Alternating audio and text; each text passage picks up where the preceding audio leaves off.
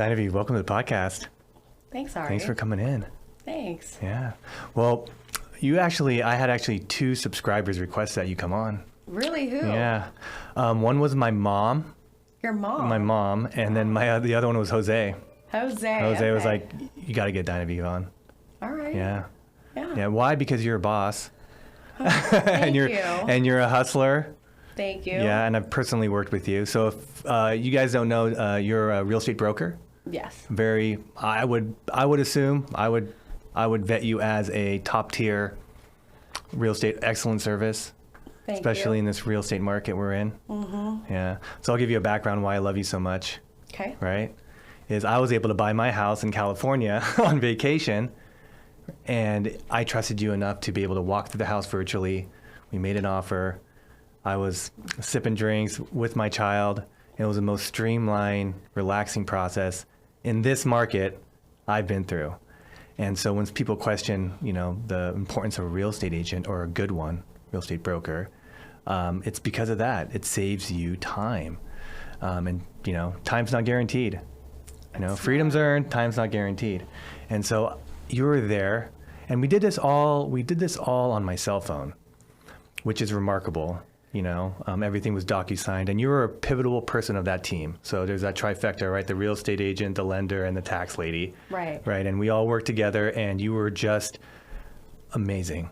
And I brag about you to this day. I wrote a great Google review for you, but I just hear the horror stories and the struggle. And somehow real estate has been, how do I explain it? When people talk about the home buying experience, it's very stressful. When it shouldn't be. It should be a very happy, you get that offer letter. Right. And we can get our dream home. So I would say maybe 75% of the people I talk to about their home buying experience is negative. When my experience was so positive. And so I tip my hat off to you. And you were always there to pick up the phone and, make it happen. Thank you. Yeah. It's probably rule number one. Answer your phone. Answer your phone. Yeah. Yeah. Yeah. To be a good realtor. So what got you into real estate? Actually, I was born into it. My parents owned a mortgage company in LA and then Seattle. Okay. So I'm born in LA, and then I went to high school in Seattle. Then I moved back to LA. So what kind of struggles did your parents go through with that? I mean, you kind of saw them build this business, or? Right. It was much different back then. Like anyone with a heartbeat could obtain a loan. There was A, B, C, D lending is what I heard. Yeah. And they were doing C and D lending, right? So that's not allowed now. Okay. So fast forward, their company shut down, right? Companies, I should say. So there's a lot of struggles with that. And so when I was in college, I was struggling. I was like a struggling college student at UCLA. Mm-hmm. Eventually the recession hit, and I lost all my jobs. Wow. Which recession? The 08 one? Or? Yep. Okay. 08, right? So I couldn't finish. I had a couple semesters left. Wow. So you're having the time of your life at UCLA. Yep. It's like the number one public university. I thought that was the best thing that could ever happen to me. Yeah. And no, my dreams were crushed, studying anthropology. I wanted to be Indiana Jones, study society. Whoa, so let's take a step back. Are you still passionate about that? Absolutely. Yeah. It applies with what I do today. How so? Even though I don't have a degree, and so my fallback was real estate because real estate background, right? Real estate family. Yeah. Turns out it was like the best thing that ever happened to me. And then fast forward to creating a great foundation and business model for me. I also do volunteer work for the diversity committee for Clark County Association of Realtors. Okay. And a lot of anthropology is needed, a lens needed to be there because you are, contributing different viewpoints, different, how to make things equitable. Yeah. So I didn't think that type of knowledge would be important today. Wow, yeah. Yeah. What, can you remind me again, what anthropology is the science of? Human beings.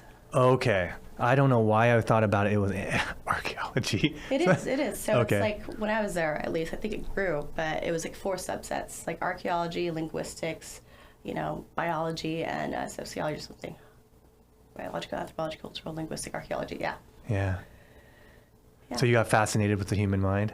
I did, but also I was trying to figure out myself. When you're young and you're mapping out the world and why things are the way they are. Uh-huh. I just got passionate about people and languages and cultures, and so that kind of gave me that lens, Yeah. that foundation to be, to have like intercultural awareness. Yeah. You think some real estate agents are not attuned with that? I mean, Or is it just like, is this a deep empathy you have? it's a variation of exposure, I would say. Okay. So if I, like, for example, if I grew up in this town and I never left, that's all I knew, right? Yeah. One city, then that's what you know. I mean, unless you travel a lot, it'd be different. But let's say you never traveled. Yeah.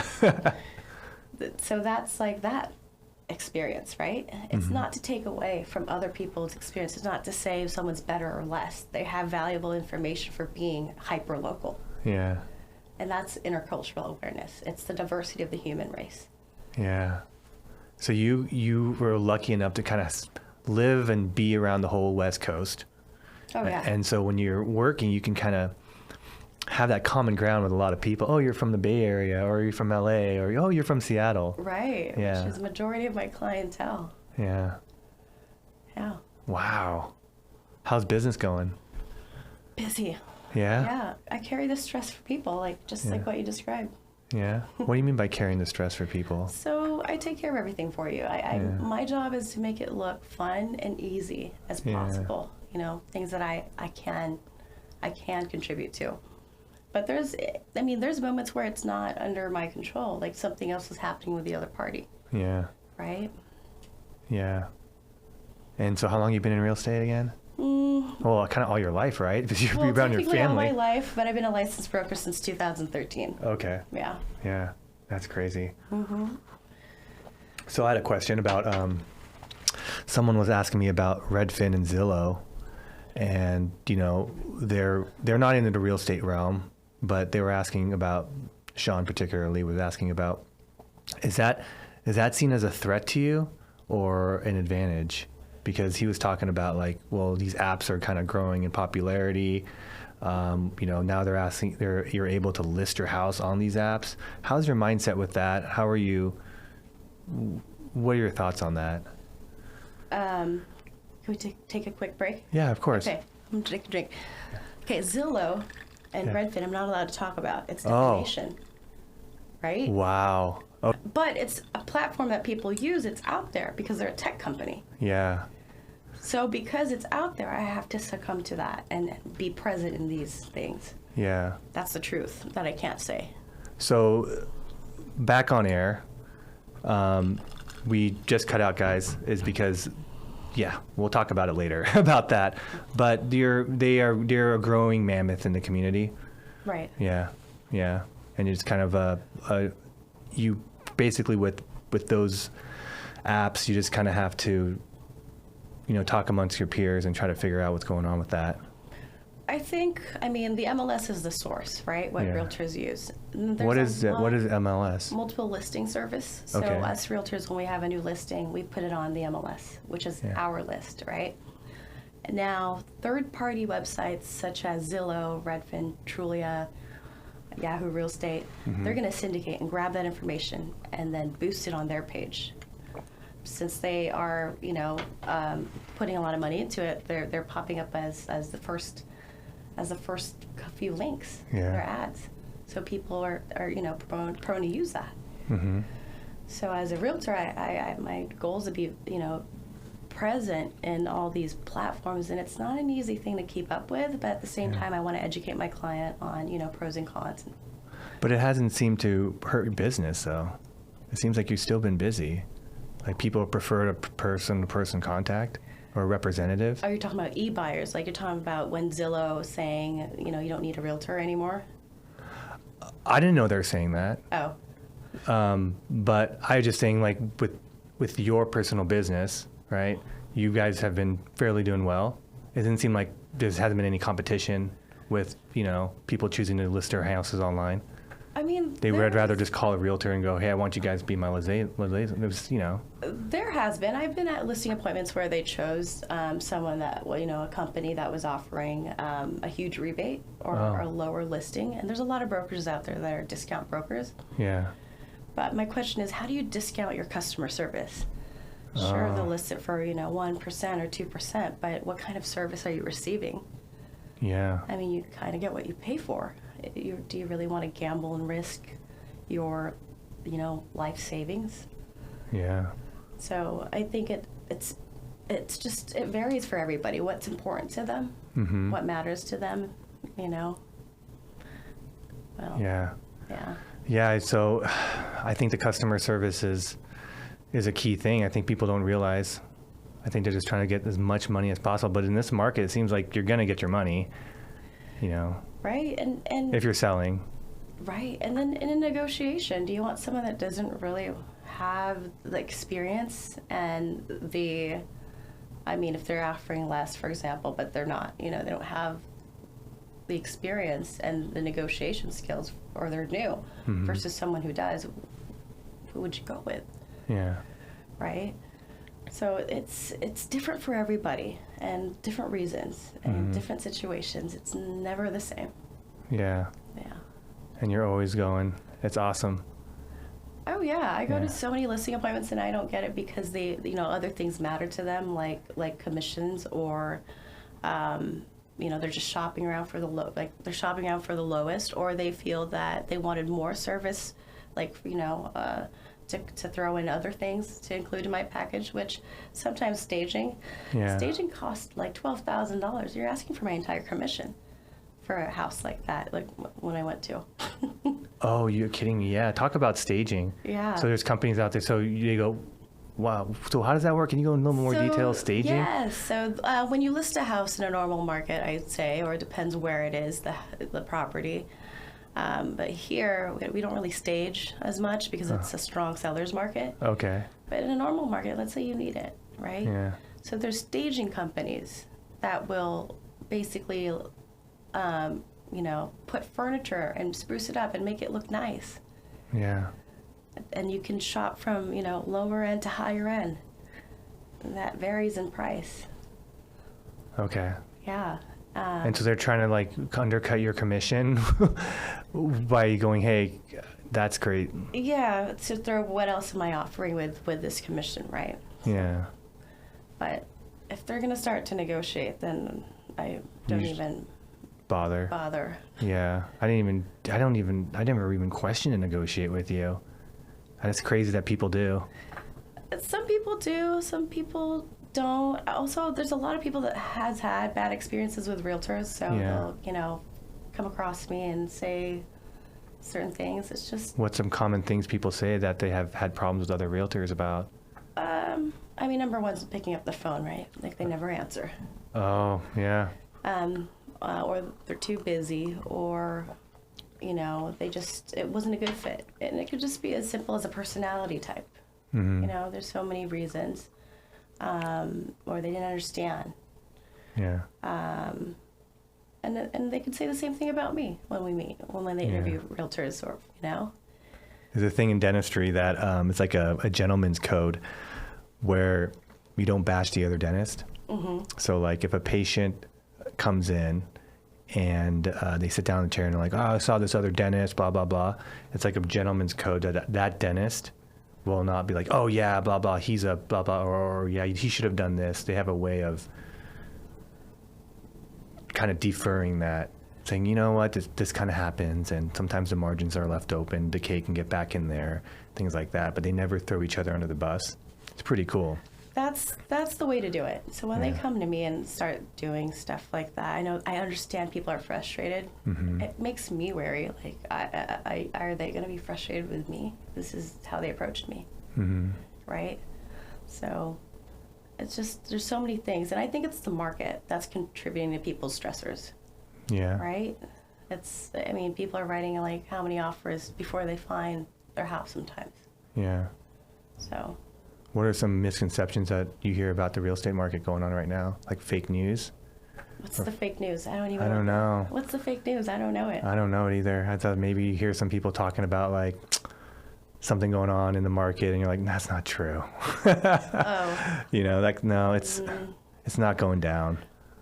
It depends. It depends. I mean, everything is situational because what are you buying? Are you looking for a condo? Are you looking for a, you know, it depends on what you're looking for. Yeah. It's land. There's not a lot of land. Yeah. Right? If you're single family house or if it's your multi-family, yeah. Right. So it depends what we're looking for. Yeah. Is being a realtor easy? That's fake news. It's easy. It looks fun and easy. Now it's really hard. It is? Yeah. Tell me about your day. It's really hard. Yeah, we're always on. Yeah. Right? Like, we don't really have a day off unless I declare it and let everybody know. Yeah, because you know what? You make a good point because I was talking with you when we bought our house on a Sunday. And I think you were walking through it on a Sunday too. Yeah. Yeah, so we're always on standby. Is it? It's not easy. Yeah. So that's why we take vacations Right. and make things look like all we do is go on vacation. Yeah. When was your next vacation? I'm going to Charleston. Oh, nice. Next month. Was that in California? Charleston, North Carolina. Wow, I've never been. Or South Carolina? I've never been over One there. of the Carolinas. Yeah. Right? I never been. Yeah. And then Arizona. I never been. Have you ever thought about branching out of real estate? Oh no. No. No. No. I'm okay right here. Yeah. Yeah. Well, you have a beautiful location downtown Vancouver. Yes. Yeah. What was the name of your firm again? Soldera Properties. Okay. So there, I'll put the link down below. Okay. Yeah. Share some. Do you have your listings on your website, or is it just like? Oh no, that's not how it works, is it? You can call you and then. Yeah, it's a general like search engine on a Soldera website. Oh. Right. Another third party. Oh dang. Yeah. So yeah. Yeah. How long have you lived here in Pacific Northwest? Oof. So like I said, I think I moved middle school through, you know, a couple years after high school in like Seattle, actually Shoreline, Washington. Then I moved to LA. Yeah. Then I moved back here 2011. Nice. I have a friend. He got approved for $450,000. No, $425, and he's kind of bummed, right? He's like, I don't think that's enough in this market. 425 single family. Yeah.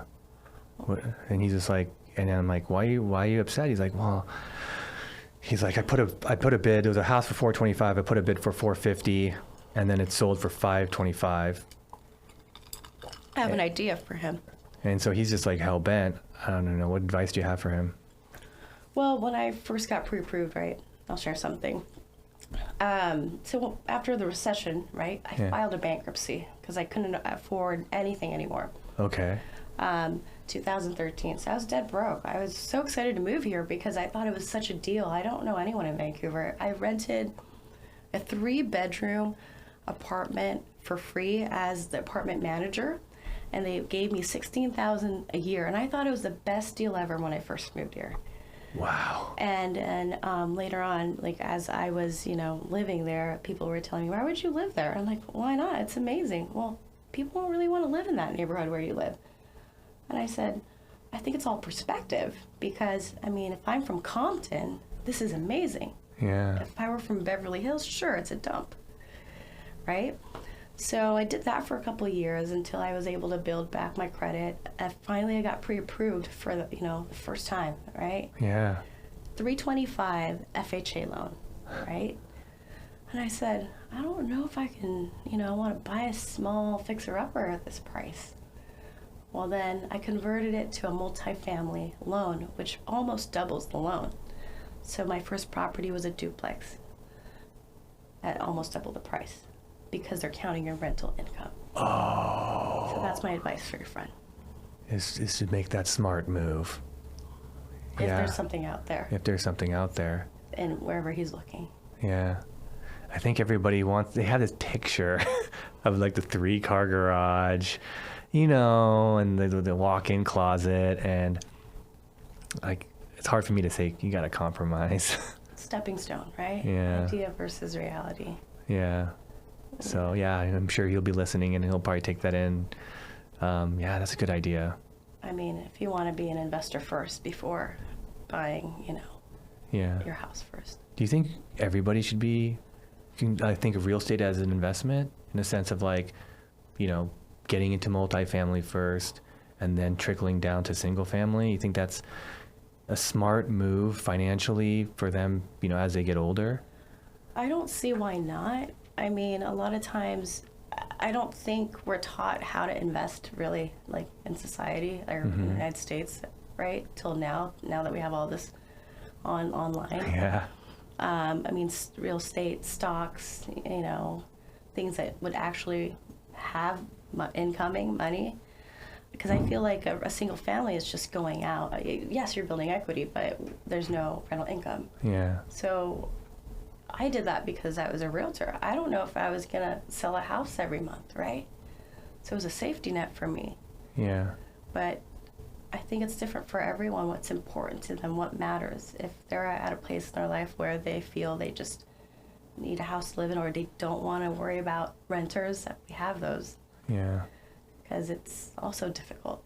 I'm kind of looking at the older population and I'm envisioning them getting older. So they get in their house in their 30s. They're like, this is my nestled egg. They live in it for 30 years. They retire, so they lose their income. They're on Social Security, Medicare. And then they have this house that is up in value, but so are the other houses. How that can, and then also there's inflation and things like that. So it's like, if you can perceive going forward, like that's how the domino effect's going to roll out. It's in my opinion, it seems like that the only real way to prevent that, besides starting early in an IRA, is to have to get into some type of duplex to, real estate? In real estate. Yes. And there's almost like, renting's not bad. I think there's a time for everything, right? Right. So I feel like when I'm taking like, oh, you have to get into real estate and you got to get in a multifamily, and then someone's listening and they're renting, you're like, oh, but it's okay because I rented for a long time. Me too. But it feels like there's only one way. When you that's the path that kids need to be taught maybe in the early 20s is like, go look for a duplex first, go look for a try, and then work your way and earn that. Right. I would say that's a very investor mindset. Yes. Yeah. If that's what they want to be. Yeah. Right? It's also a lot of responsibility to be, a landlord. Yeah. But that's how to create generational wealth in real estate. Mm-hmm. Right? It's how do we set us up for success that way? But yeah, I think I read something like 60% of all wealth in America is generational. Yeah. It's like passed down. Mm-hmm. Yeah. And like we're both Filipino blood, like that's all the parents talk about. Or at least my parents, they're like, it's all for the kids. It's all for the kids. Right. And it's like, geez, Mom, live your life. Right. That cultural tie. I mean, we're dabbling into like cultural differences in society. And I think a lot of times, generally speaking, like Filipino culture, you're supposed to give back or something. Mm-hmm. So a lot of time, I talk to a lot of my peers who want to buy a house, and I would ask them, where'd your money go? Oh, I paid my parents' mortgage off. Oh, well, that's a very, awesome thing, and that's great. But, I mean, from an investor's standpoint, probably would have been better to invest too and then build equity and rental income and, all that good stuff. Yeah. Right? Yeah.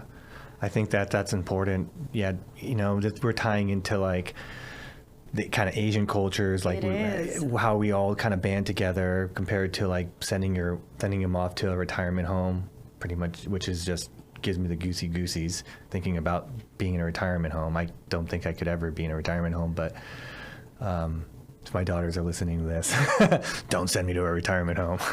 Yes, but you're dabbling into a very important topic because there's also a pattern in the way new construction is built here in Southwest Washington. Okay. Because the way that people purchase is tied like the human behavior, right? From an anthropologic standpoint. These cultural differences really influence how people purchase. A lot of times when you have that close-knit family, they want to be close to each other. Yeah. you know, if not multi-generation, live together. And so it's kind of hard to find that setup. There's always going to be some sort of modification. Oh, you're talking about like the mother-in-law suite? Yeah. Yeah. Yeah. Oh, man. Or just being near each other because it's, you know, like what they want to do for whether it's cultural, traditional, or they just really want to be together. It's not an easy thing to put people together in this market. Yeah. Yeah. Yeah. Yeah. God bless my mom. She's a saint. But yeah, she definitely was, you know, that was, you know, we talk about like, you know, Chinese, I don't know what comedian I was following. He's talking about Chinese New Year's and how like, there's like, you actually give people money, yes. like red envelopes. And I just got experience to this because my wife's Chinese. Yes. And they're like almost like worshiping money in a weird way. But it's more like good luck.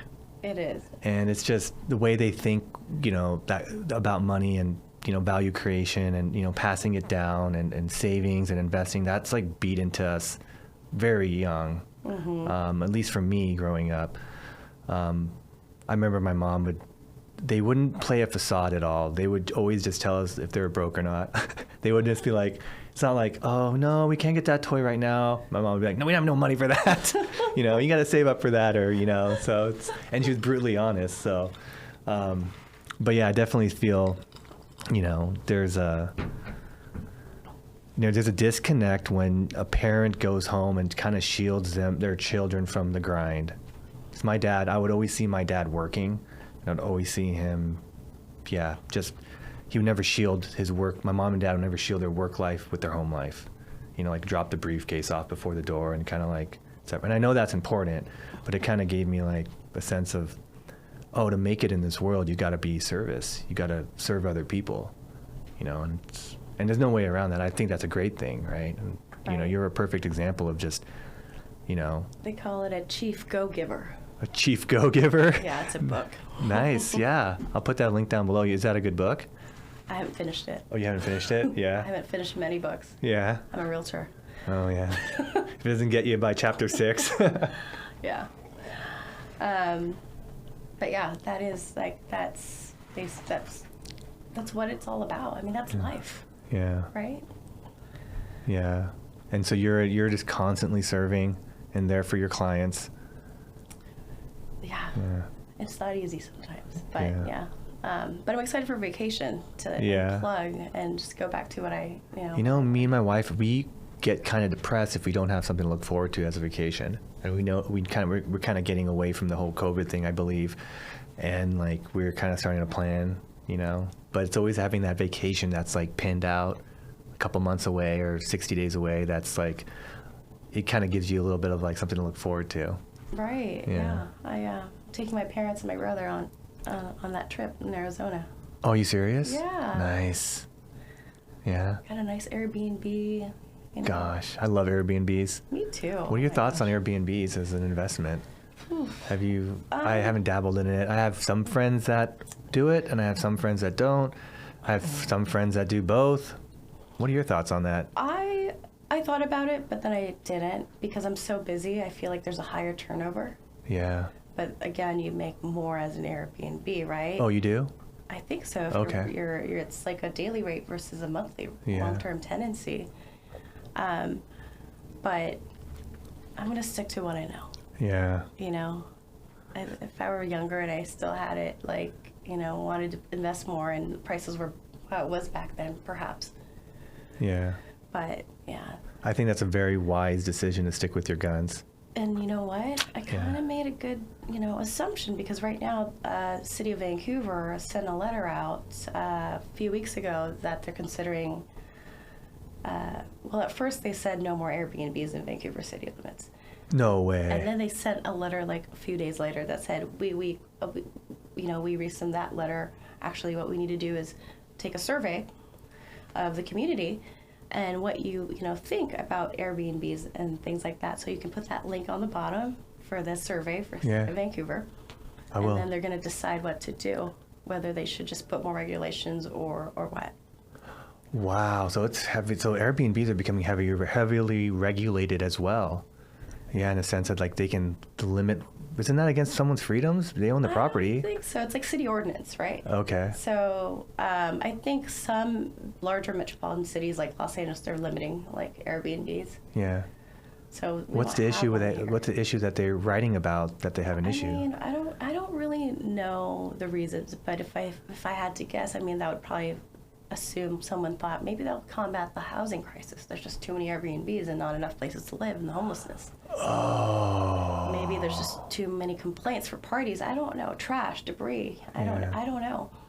I guess my personal opinion on it is, I whatever the city decides, I just hope that they see things from, an equity lens, because hotels, they have like ADA alarm systems, and if we don't know ADA, it's like the American Disabilities Act. So if someone is deaf or hard of hearing or blind, they can accommodate emergencies. Airbnbs don't have to comply to ADAs. Oh. Right? Yeah. I think the option. And I've been in some sketchy Airbnbs. Right? They don't have to. Like, there's no vibrating, flashing smoke alarm or carbon monoxide detector. Or braille by the door. You right? can like. Yeah. So it makes it limited for the underrepresented groups. So they have to go to hotels. So maybe if there's too many Airbnbs, I mean, I don't know. I don't know what the numbers are. Yeah. Yeah, no, that's you make a good point.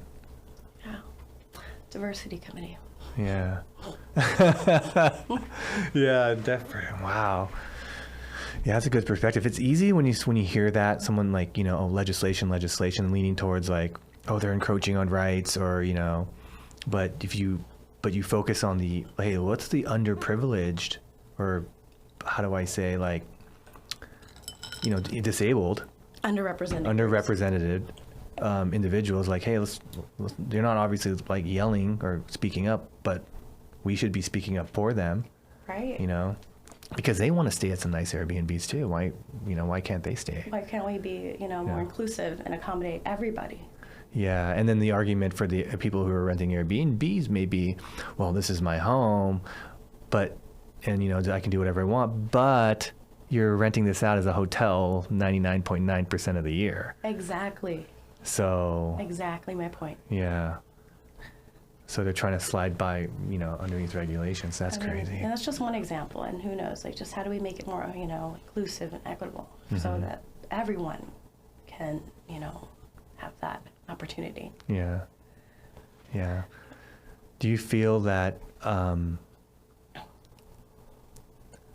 someone wants to get into real estate or become a real estate agent? What is some advice that you have for them if they're watching? You're like, you know what? Hari's talking about, how they just basically, they want to get in the field. They want to become a real estate agent. Is there any advice for them?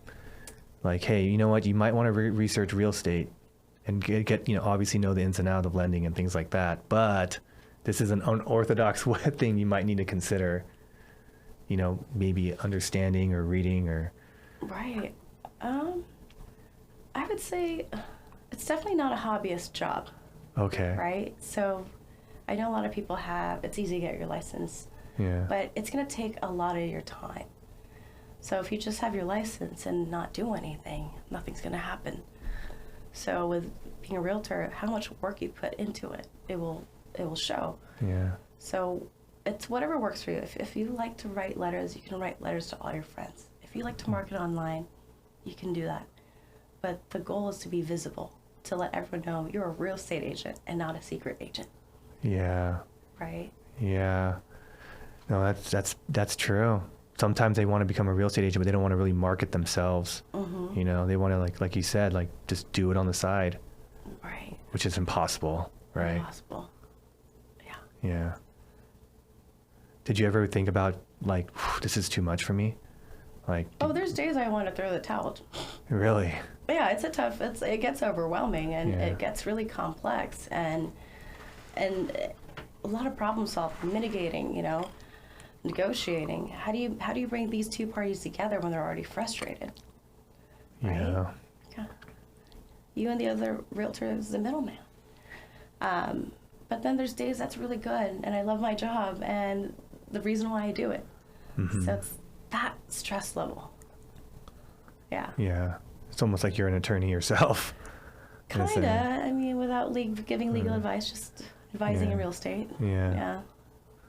Well, think about it. Most people, I would say a majority of people just buy maybe 1 or 2, or maybe lucky 3 properties in their entire life. So it's not like, you're buying a new pair of shoes or anything like that. Right. So it's a really important decision, and so they're not accustomed to or understand, the complexities of negotiations. I think you did a wise move with us was you were like contingent on the time or something like that. Like you have to, this offer is good until, and it kind of pushed the buyer to give us an answer. Right. Yeah. Right. It's definitely, the negotiation doesn't start on the contract that you write. It starts in the conversations you have, and then it also shows in the contracts you write. Yeah. The other part is I guess the first thing you asked me is why are people having a hard time and why was it easy? Uh-huh. I like to set people up for success. So if the market is really strong and people are usually, overbidding in the type of home and neighborhood that they're looking at, then I'll say, if your limit's 500, right, and people are going 500 when it's 450, then I'll say let's put it up to 450 to set us up for success. Let's not even bother looking up to 500 unless it's been on the market for, over a week or 2. Yeah. So you really timid the expectations or really get down to earth with them on what expectations they need to have. Right. Yeah. Instead of just painting the world or not even talking to them. Right. Just going, okay. Yeah. I feel like also one of my friends, he was always sending the listing, his agent, he felt his agent wasn't looking for houses for him. He felt like he was on Redfin or whatever online, and he was like, she would give her the listing, and then they would go out and look at it, and he was expecting them her to, which was kind of weird. But then with you were directly sending me the RMLS listings every day. I think it was on auto or whatever. Yeah, it's definitely a robot, not me. Okay. It looks like I'm sending you really cool listings every hour of the night. Yeah. Well, no, you were on top of it, and we found that house in Richfield, which is awesome. But no, it's just your work ethic it's inspiring. Thank you. Yeah. Thank you. It's because I'm Filipino. Really? It's because I'm Filipino Chinese, actually. Yeah. Yeah. Is your mom Filipino? My mom's Filipino Chinese. Okay. So I'm 1/4. Okay. Yeah.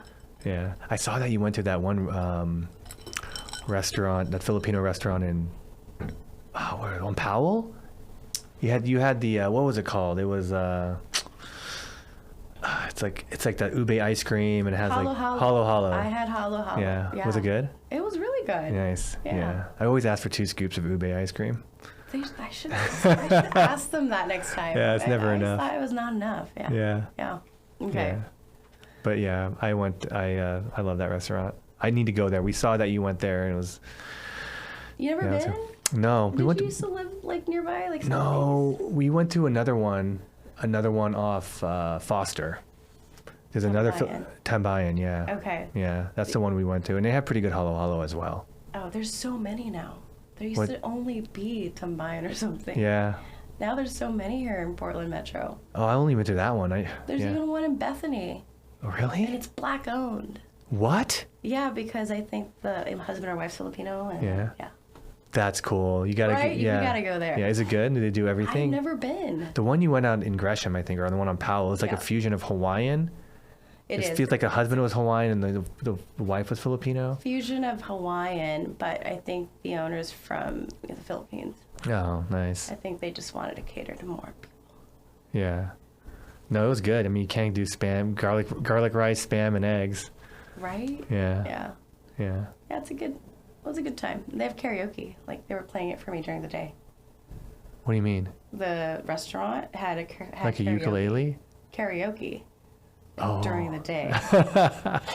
Nice. I know. Yeah. Is that one of your hobbies, right? It's karaoke? I would say it's like therapy for me. Yeah. I join Vancouver's karaoke league, and that Are you serious? yeah, and it just ended. Our team was 3rd place. Nice. I know. That was Is fun. it like judged like? There's a judge and everything. There's scores. Yeah. It's competitive. It's serious. Do you stick with the same song? No, they give you different like categories sometimes. Like Oh, nice. That's interesting. like one time they said, okay, pick a song and that's what your opponent's gonna sing. So then I'm like, okay. So each team member, there's like 5 of us, picks a song. I told them they should rap Godzilla by Eminem. They turn around, the judge, and goes, that's what you're doing. So I had to rap Eminem Godzilla. What? I know. Did you kill it? I think I did good. You think I think I did good. So what, you thought that you were writing a song that they were gonna sing? Yeah. And then they turned it around on you and made you sing it? Yeah. Oh my gosh. And then other times, I mean, they say like 80s, and I think last time it's like reggae for the year before. But it's fun. There's always. Why is it only 12 months a year? Why is it a season? Is it because it's hard to kind of have it 12 months a year? Or? Oh. You said it just ended? Yeah, it just ended. It's like seasonal. Yeah. Yeah. Dang it. It's like The Voice. It's seasonal. Yeah. Something to look forward to in the winter. Yeah. So you're into karaoke. That's cool. Yeah. I never had the. Did you have to take singing lessons or anything like that? Or were you musically inclined growing up, or? I mean, I think stereotype Filipino, like really like karaoke, but I got that gene. I didn't get the dancing gene. I got the singing gene. Yeah. My brother has a karaoke machine up in California. Yeah. Yeah. I was always too timid to do karaoke, but I do, do it in the shower. So shower karaoke. I used to be. Like right now, I feel like I'm shy and timid because I've never been on a podcast. Yeah, no before. worries. You're like doing great. Filipino Joe Rogan. Yeah. And so, I think at first I was with karaoke, and then I just did it so much that it just became natural. Mm-hmm. Like psychology says, to face your fears. Like you just keep doing it. You flood whatever it is. Yeah. Yeah. What's your thoughts on? Okay, so you like to travel. You like to go. Do you ever have any ambition on owning a property like in Arizona or like down south where it's sunny? I thought about it. I'm looking at properties over there, actually. Okay. Yeah. Yeah. I'm entertaining the idea. It hasn't, nothing's set in stone yet. Yeah, my family, or my mom particularly, is very pessimistic, and that's, she likes like what you can see and what you can manage. So I have that fear, like, ugh. But then I have the other side from my patent attorney. He's like, no, do it. Then you can Airbnb it, and then you can be down there during the winters up here. And then when you get old, you can actually just retire down there because you already have the house, and then you sell the house up here. So he's painting that picture for me. That's an option. Yeah. Yeah, I'm gonna check it out for you. Yeah. I'll let you know. Well, you'll probably be representing me, so. But so far, I mean, I'm looking at the prices. Arizona's skyrocketed like in the last couple of years. It wasn't the Arizona that I was eyeballing like 4 years ago. Uh-huh. Now, even like Las Vegas area is probably cheaper than, the Phoenix area. Oh, okay. Scottsdale area. He was talking to me about Palm Springs. That's an option. A lot of people, I guess they call it snowbirding, right? Yeah. I go, Mark, I think that area is inflated. And he's like, no, this is what's happening in Palm Springs. I go, what's happening, Mark? He goes, you have all these older people. They have their children on the East Coast, and their parents retired in Palm Springs. They're getting older. They pass away, unfortunately, and the kids just want to get rid of the property. And so he's like, you can find these deals still. Obviously you have to have a good radar. He's like, and swoop this house up. They really don't know the value, or they really just want a quick sale. So he's like, he's really selling Palm Springs. Oh, wow. Yeah. I mean, these are all great ideas, in my opinion. Yeah. Just got to do the legwork.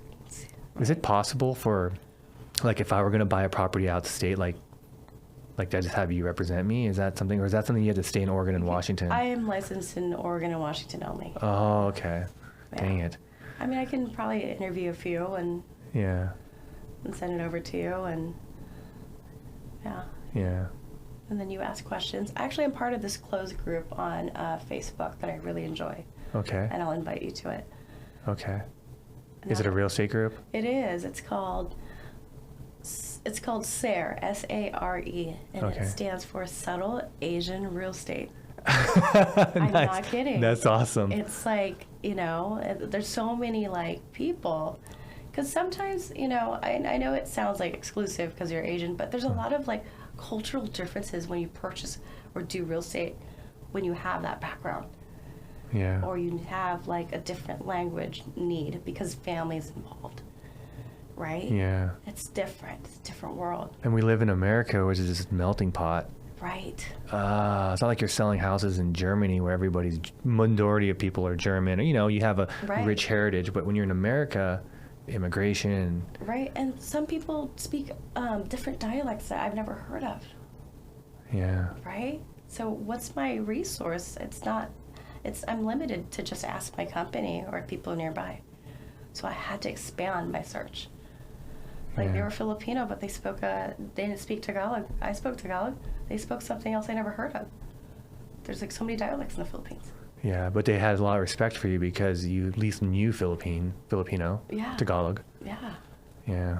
Funny thing that you say that. We circle back around that because when you got our fourplex, the reason Lewis sold it to Jeannie, my wife, is because she was Asian. Be real. And she was a tenant, and she had a good record with him. We lived there, and she had a good record. But he actually said that at the coffee shop. Well, that's how He's like, I'm so happy. I'm trust, right? Yeah. Yeah. It's a very cultural thing, right? But it's like, I don't think he was trying don't to. want to discriminate. Like I don't. Yeah, I I'm don't not trying to declare housing discrimination laws. Yeah. But it was a private sale. It wasn't on the market, right? It was a private sale. Okay. It wasn't. Wanted to make that. Yeah, it was a private sale. It wasn't on the market. But the way he